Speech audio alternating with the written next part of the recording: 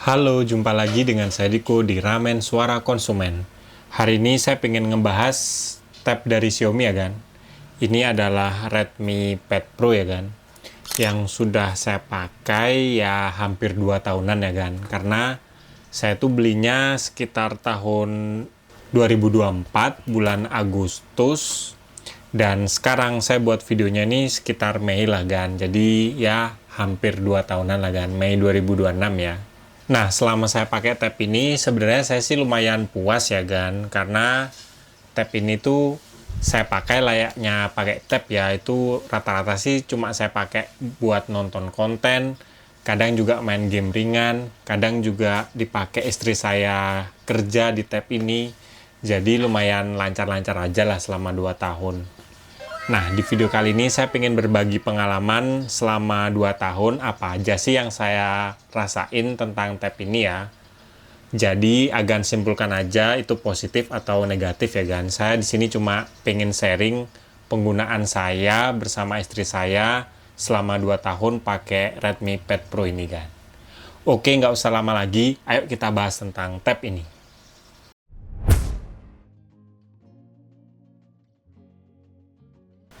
Yang pertama saya ingin membahas tentang penggunaan tab saya ini pakai nonton konten ya kan. Karena jujur untuk tab dengan layar 12 inci ditambah resolusinya 2,5K dan audionya itu stereo dan ada 4 lagi kan. Di bawah tab itu ada 2 speaker, di atas tab juga ada 2 speaker. Dan kebetulan waktu saya beli dulu itu saya juga dapat bundling keyboardnya. Jadi saya bisa gunain stand kayak gini ya, mirip-mirip kayak laptop gini. Nah, ini lumayan nyaman banget sih buat nonton konten kan. Jadi kita tuh bisa sangat fleksibel buat nonton konten pakai tab ini ya kan. Kalau kita pengen duduk, cukup kita buat duduk kayak gini aja. Karena keyboard bawahnya ini kan udah ada magnetiknya di bawah ya. Jadi kita jadiin stand gini bisa.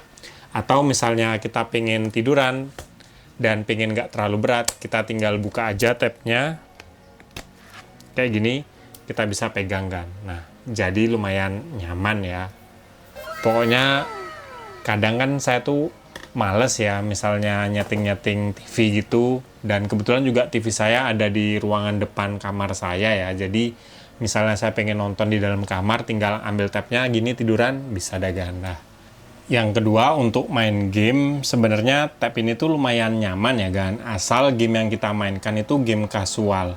Soalnya layarnya kan 12 inci, jadi kalau kita main game kerasa lebar banget ya. Cuma masalahnya untuk ukuran tab 12 inci, kalau kita main game yang kompetitif kayak misalnya PUBG, Mobile Legends, atau game-game sejenisnya lah. Nah, ini kurang cocok ya, karena dengan ukuran layar yang terlalu besar, kita tuh misalnya mau main game yang kompetitif, tombolnya jadi kerasa lebih jauh gitu loh kan. Untuk menjangkau menggunakan jempol kita tuh agak susah. Ya mungkin kalau ukuran tabnya cuma 8 inci kayaknya lumayan nyaman sih buat kita main kompetitif ya. Jadi gedenya dapat layarnya, cuma pakai mencet tombol masih nyaman kan. Kalau ini kurang cocok ya. Apalagi prosesornya kan dia tuh pakai Snapdragon 7S Gen 2 ya. Jadi nggak bisa dibilang prosesor lambat, cuma dia juga bukan tipe prosesor yang ngebut kan. Jadi untuk game-game kasual tuh nyaman-nyaman aja saya pakai.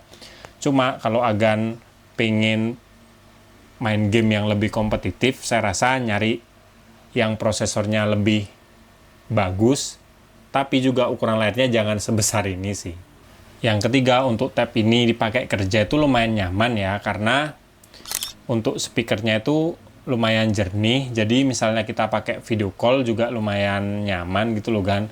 Apalagi kamera depannya ini ya walaupun bukan kamera depan bagus, cuma dia tuh kepake banget kalau kita misalnya mau video call ya. Apalagi kalau agan misalnya beli tab ini bundling sama keyboard dan juga pennya gitu, kita dudukin kayak semi laptop gini juga nyaman sih. Dan kalau agan mau kerja-kerja tipis-tipis, misalnya ngedit dokumen kayak Word, Excel gitu juga bisa ya. Karena keyboard bawahnya ini juga lumayan nyaman sih dipakai kan.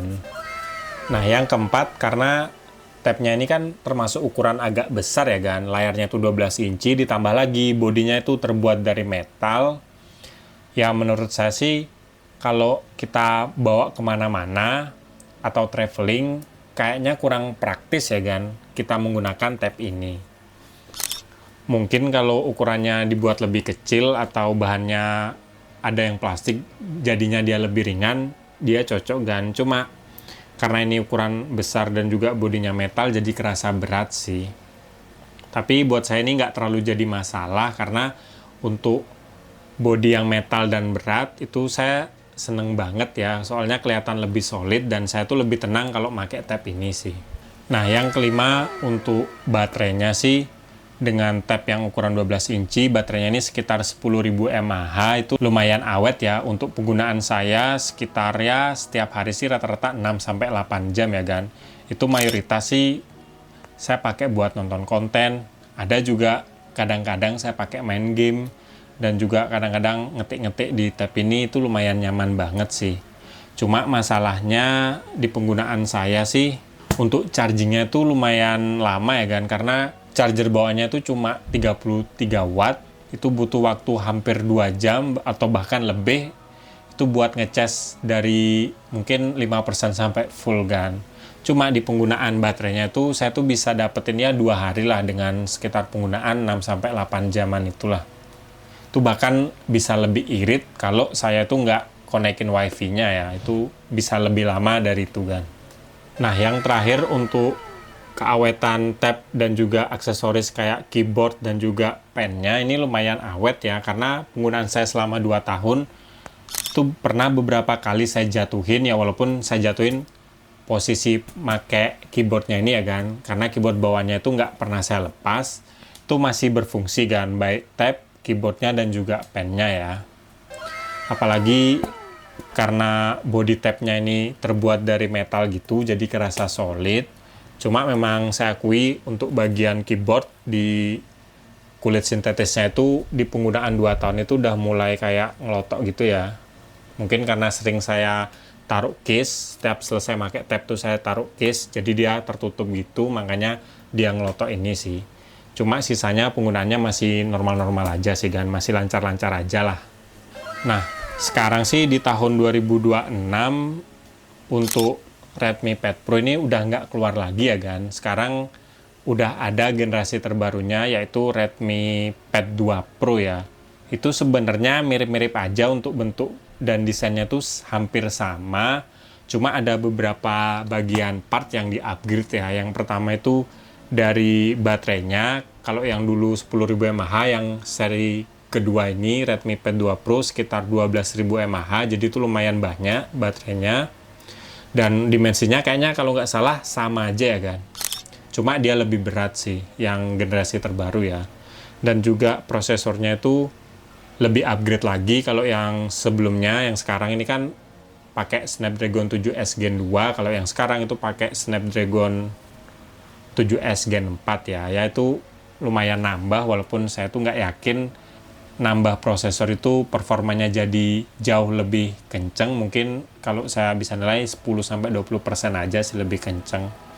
Dan harganya untuk sekarang sih yang bundling semuanya itu kita dapat Redmi Pad 2 Pro, dapat keyboard dan juga dapat pennya, itu saya sempat lihat tuh di harga 5,6 juta ya kan. Itu lumayan worth it banget sih.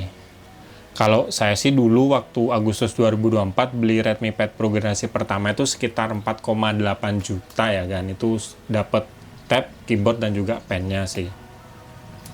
Jadi misalnya Agan yang pengen beli tab yang saya jelasin tadi, kalau misalnya harganya 5,6 juta atau 5 jutaan kecil gitu, saya rasa lebih bagus beli generasi yang terbaru aja ya kan. Redmi Pad 2 Pro itu bagus.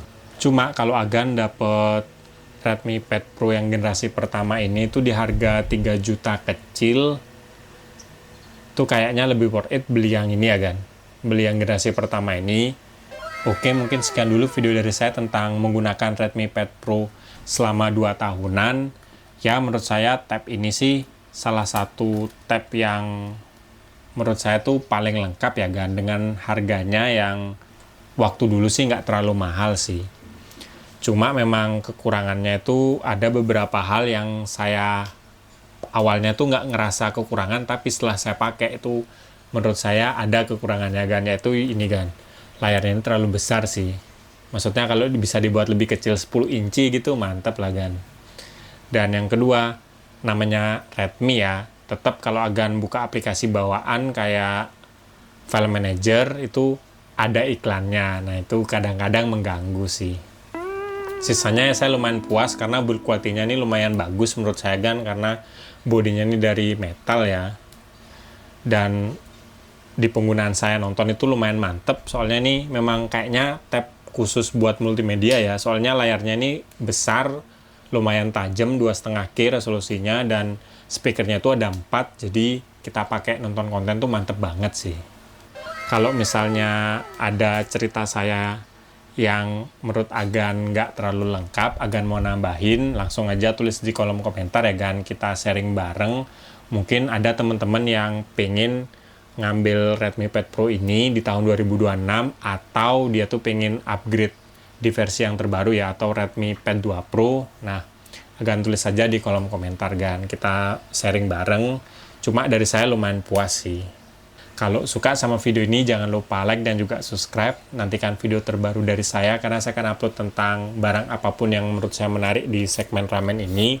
Sekian dari saya, dan nantikan video saya selanjutnya kan.